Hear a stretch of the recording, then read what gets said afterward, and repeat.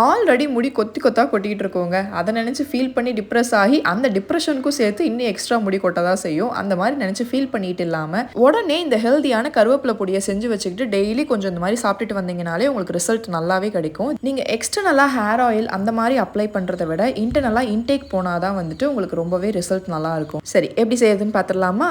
ஒரு 1/4 கப் அளவுக்கு உளுந்து லோ ஃப்ளேம்லேயே வச்சு நல்லா வறுத்து எடுத்து தனியாக வச்சுக்கோங்க. நீங்கள் தோலோடு இருக்கிற உளுந்து பயன்படுத்தினாலும் பயன்படுத்திக்கலாம்.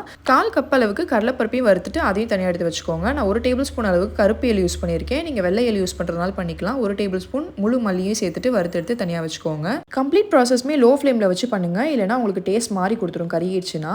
நான் கல்லுப்பு தான் யூஸ் பண்ண போகிறேன். அதில் கொஞ்சம் ஈரப்பதம் இருக்குன்றனா அதையும் லைட்டாக வறுத்து எடுத்துக்கிட்டேன். கொஞ்சமாக எண்ணெய் விட்டுட்டு ஒரு 6-7 வரமிளகாவையும் ஆட் பண்ணிவிட்டு அதையும் வறுத்து எடுத்து வச்சுக்கோங்க. நெல்லிக்காய் சைஸ் அளவுக்கு புளியும் இந்த மாதிரி எண்ணெயிலேயே ஆட் பண்ணி வறுத்துட்டு அதையும் எடுத்து வச்சுக்கோங்க. ஃப்ரெஷ்ஷான கருவேப்பிலையை நல்லா தண்ணியில் அலசிட்டு தண்ணி ஃபுல்லாக ட்ரெயின் ஆனதுக்கப்புறமா இந்த மாதிரி நல்லா முருகலாக வறுத்து எடுத்துட்டு ஆற வச்சுட்டு அதை ஃபஸ்ட்டு கிரைண்ட் பண்ணிவிட்டு அதுக்கப்புறமா மற்ற பொருள்லாம் போட்டு நல்லா அரைச்சிட்டு இந்த மாதிரி ஒரு பிளேட்டில் ட்ரான்ஸ்ஃபர் பண்ணிக்கோங்க. நீங்கள் கட்டி பெருங்காயம் யூஸ் பண்ணுறீங்கன்னா முன்னாடியே வறுத்துட்டு அரைக்கும் போது சேர்த்து அரைச்சிக்கோங்க. நான் பொடி பெருங்காயத்தூள் யூஸ் பண்ணுறதுனால இந்த ஸ்டேஜில் நான் ஆட் பண்ணி நல்லா மிக்ஸ் பண்ணி விட்டுக்கிட்டேன். ரூம் டெம்பரேச்சர்லேயே இந்த மாதிரி ஒரு 15 மினிட்ஸ் வச்சுட்டு அதுக்கப்புறமா ஒரு கிளாஸ் கண்டெய்னரில் போட்டு ஸ்டோர் பண்ணி வச்சுக்கிட்டிங்கன்னா 3 to 6 months வரைக்குமே நல்லா ஃப்ரெஷ்ஷாக இருக்கும். நல்லெண்ணெய் அப்படி இல்லைன்னா நெய் கூட கலந்து இதை சாதத்து கூடயோ இட்லி தோசை கூடயோ வச்சு சாப்பிட்டிங்கன்னா செம்மையாக இருக்கும். நீங்கள் காய் பொரியல் பண்ணுறப்ப கூட ஃபைனலாக ஆட் பண்ணிக்கோங்க. பாய்.